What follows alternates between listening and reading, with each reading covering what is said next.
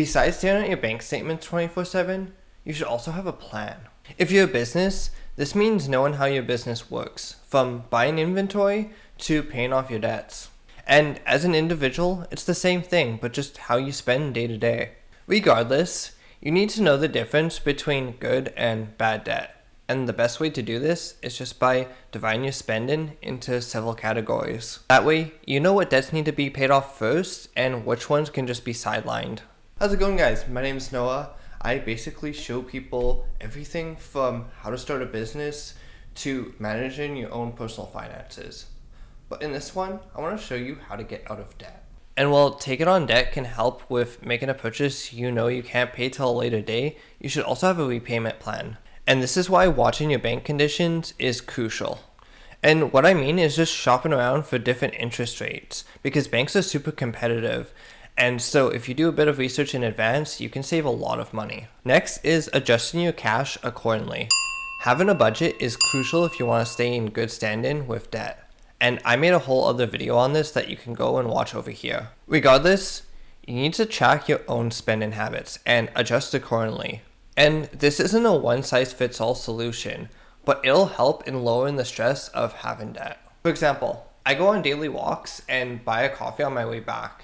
And after doing the math, I realized that this would cost over $2,000 a year. So making small adjustments like this is key if you want to save money. The next best way I found is by fusing debts. And you can do this by debt consolidation. It basically involves taking all of your debts and compile them into one easy payment. So that way you don't have to worry about varying interest rates. And if you want to learn more about this, I highly recommend reaching out to a financial advisor, as everyone's situation varies. Okay, so if you work in an office space or just at home, this next one is for you.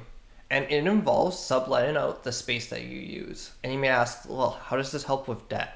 Well, you can use this money to then pay off your debt and get a return. If you pay off your debt right away, credit card companies have to pay you back. So it's a win. Okay, this next one is mainly for business owners, but as an individual, you can take advantage of this too.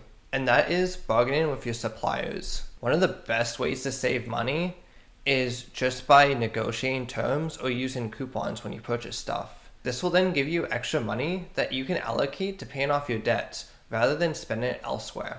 And you can even go as far as contacting your suppliers and negotiating deals. And finally, I recommend just asking for help where required. Because whether you're a business with multiple employees or just an individual taking on debt, you don't need to be alone. And there's tons of resources like videos, articles, and professionals that can help you with this. And for more information on how to manage your finances, check out my latest video on how to budget.